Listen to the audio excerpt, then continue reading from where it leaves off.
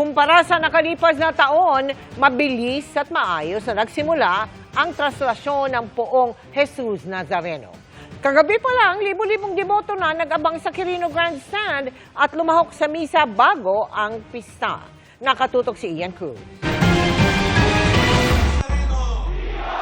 Viva poong Jesus Nazareno!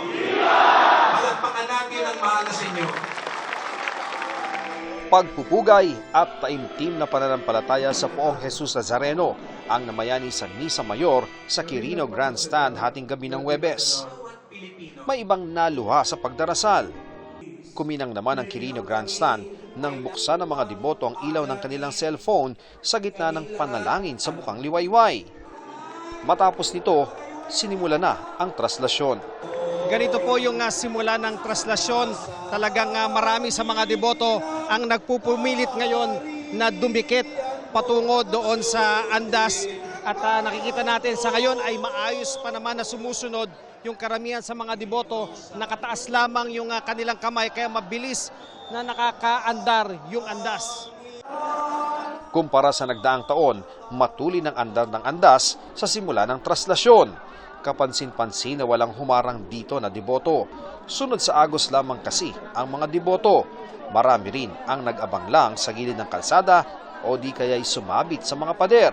Kaya ilang minuto lang, nasa tapat na ito ng istasyon ng Manila Police District. Doon na namin napansing may mga debotong nagpilit sumampa sa andas, lalo na sa likod kung saan nakausli ang krus ng poon. Sa dami ng tao na nagnais makasampa sa andas, natenga ito ng ilang minuto.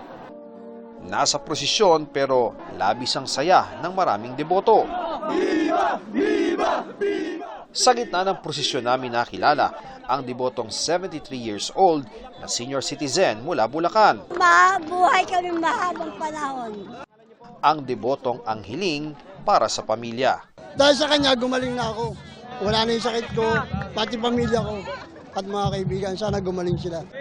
May deboto na kasama na ang paslit na anak. Hanggat bata pa siya mamulat na siya sa pamamanata. At ang 21 anyos sa debotong ito na PWD mula Caloocan, di alintana ang kapansanan para ituloy ang ilang taon ng pamamanata. Huwag po silang sumuko sa buhay, huwag silang mawalan ng pag-asa, huwag lang silang mawawalan ng pananampalataya. Kapansin-pansin din ang mga batang ito na umakyat sa puno o di kaya sa mga street sign para makita ng maigi ang andas. Mga kapuso, narito po tayo ngayon sa gitna ng Rojas Boulevard at yung area na yon yung P. Burgos Avenue. Pero nakikita po natin na yung andas ay kanina pa balik-balik dito, tila ba parang nagchat-chat dahil nga abante, tatagilid, ikot-ikot. Kaya po tila napepending dito ang sinasabi ng mga deboto. Ngayon lang nangyari ito, pero kanina mula doon sa Quirino Grandstand ay mabilis talaga ang pag-andar nitong andas. Sa bawat daanan naman ng andas, may kalat na naiiwan. Kasunod ng andas sa mga taga-MMDA at Manila LGU, kaya mabilis na nalinis ang dinaanang ruta. Pagputok ng liwanag, lumantad din ang naiwang basura sa madamong bahagi ng Luneta. Agad din itong nilinis ng Manila LGU. Sa kabuuan, 6 na truck ng basura ng Manila DPS ang nakolekta. Para sa GMA Integrated News, Ian Cruz, nakatutok 24 oras.